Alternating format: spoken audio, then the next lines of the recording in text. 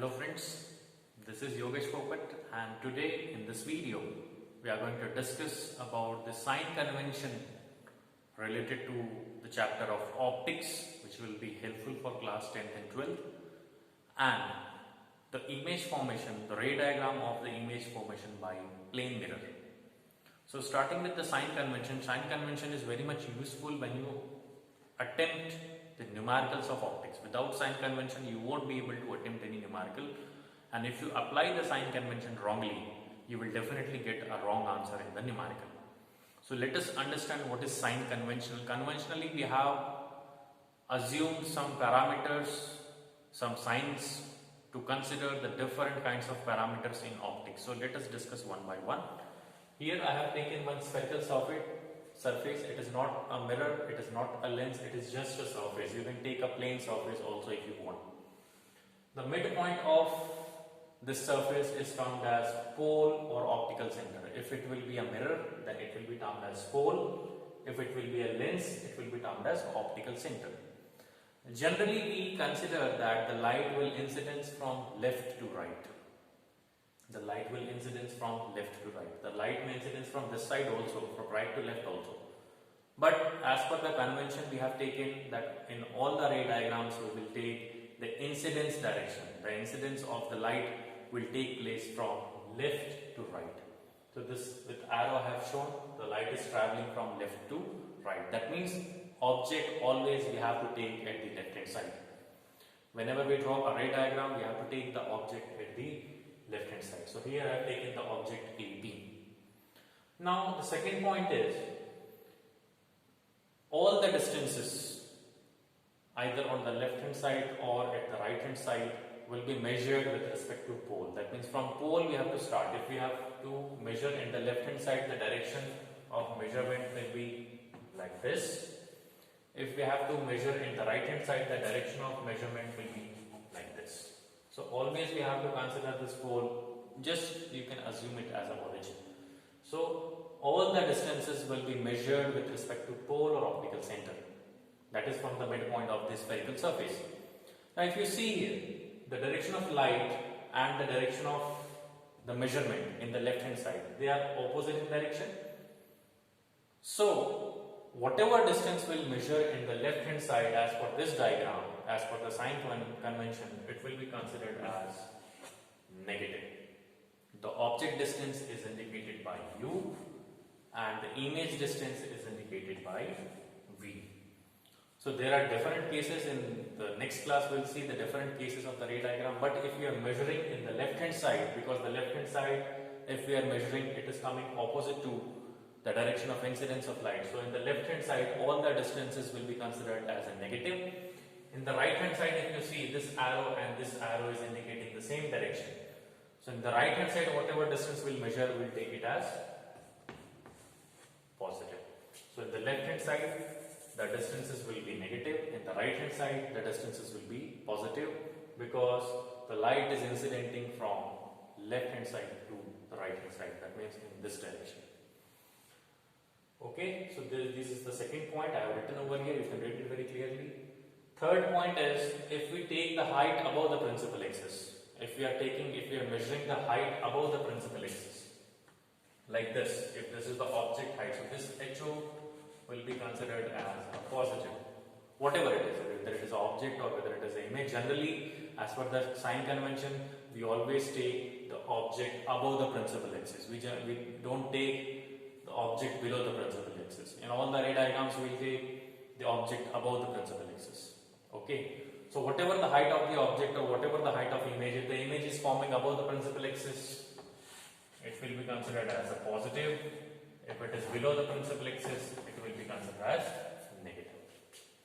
So this is all about the sign convention. Light is traveling from left to right. All the distances are measured with respect to pole or optical center. Object always you have to take above the principal axis. If you are moving towards left hand side, the distance will be negative. If you are moving towards right hand side, the distance will be positive. If the height is above the principal axis, it will be positive. If height is below the principal axis, it will be negative. So this is all about the sign convention.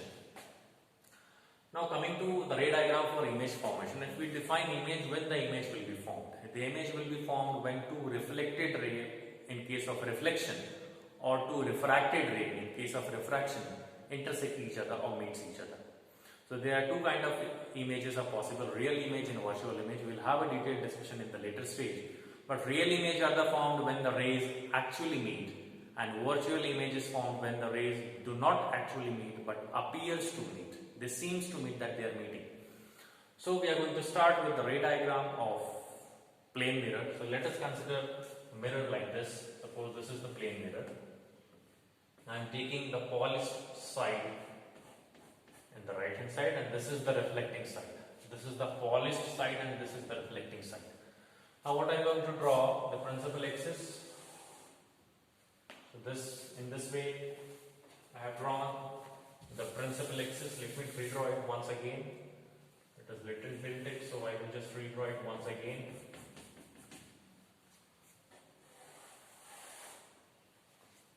Okay, so this is the principal axis. Now what I am going to do, I am going to take the object AB on the principal axis. So this is the object. Always I will label object as AB in the entire curriculum. I will take the object as AB for in optics. So this is the object AB. Now when the object will be visible to us, when the light rays strike the object and enters to our eye, then only the object will be visible. So in this case, from every point of the object, the light ray will strike the mirror. But in this case, we will take only two rays. Two rays are sufficient for formation of image. More rays will complicate the diagram. Okay, so I am going to take the first ray, which is parallel to the principal axis, from the tip of the object. From this point O, from the tip of the object, I have taken the first ray which is parallel to the principal axis. Now in this case, if we draw the normal here, as per the law of reflection, angle of incidence will be same as the angle of reflection. So if we draw the normal here, it will coincide on this incident ray. So we can say that the angle of incidence is 0 degree. So the angle of reflection will also be 0 degree. So this ray will strike the mirror and it will come back. So let us label it as the first reflected ray. This will be the first reflected ray. The incident ray is parallel to the principal axis. After striking, it is coming back. So this will be the first reflected ray. Second ray you can take from anywhere. I am taking from this point. So this will be the angle of incidence. This is the incident ray, the second incident ray, and obviously the angle of incidence is oblique. It is having some value. So definitely at the same angle, this will reflect also. So this is the approximate reflection, and this will be angle R. This principal axis you can consider it as a normal. So this is the second reflected ray. Now if you see very carefully, this is the first reflected ray and this is the second reflected ray. If these rays extend in the left hand side, they are not going to meet because they are diverging. So what we have to do, we have to extend these rays behind the mirror. So what I am going to do, I am going to extend these rays with the dotted line behind the mirror.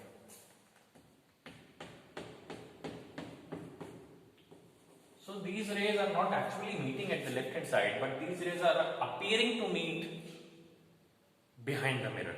So this point of meeting of this is the first reflected ray I have extended, this is the second reflected ray I have extended. This point of meeting, at this point the image will be formed of object AB, and this will be termed as A dash B dash. So here the rays are not actually meeting, but it appears to meet. That's why this image will be termed as virtual image. So after the ray diagram, always you have to mention the three important points. Maybe more you can express, but here at least you can mention these points. The nature of image, in this case it is behind the mirror, so it will be virtual, and it is above the principal axis, so this kind of image will be termed as erect image. If it would have formed below the principal axis, so it would be termed as inverted image. So this is virtual and erect. So nature of image here is virtual and erect. Second, if you see the size of image, So in case of plane mirror, if you see, the size of image is same as object. So in this case, the height of image, let me write it as hi, will be same as ho, same as the object. That is, height of image is equals to height of the object in case of plane mirror. Location of image, obviously it is behind the mirror, but if you see, as per the sign convention, I told you that all the distances will be measured with respect to the midpoint. So if I consider this as a midpoint, so this is the object, so I will treat it as u. As per the sign convention, you must write minus u, but simply I am taking u here. It should be minus u, and this is the image distance, so this will be taken as v. So the location of image is obviously behind the mirror, but in this case, the object distance will be same as the image distance. The distance at which the object is kept, at the same distance, the image will be formed behind the mirror. So in this case, I may write u is equals to v. The magnitude of u will be same as the magnitude of v. But as per the sign convention, this will be plus v and this will be minus u, because this is at the left hand side. So I must write minus u, and this is at the right hand side.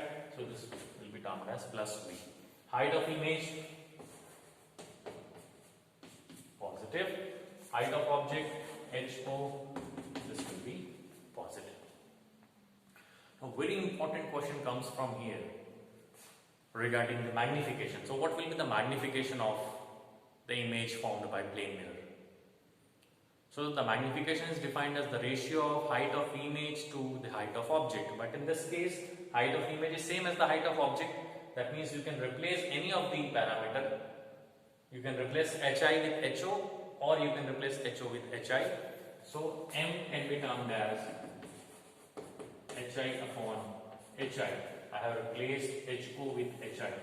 So the magnification is equals to 1, and that too plus 1. Because in this case, if you see the height, both are positive, so the answer will also be positive. So what does this m is equals to plus 1 indicates?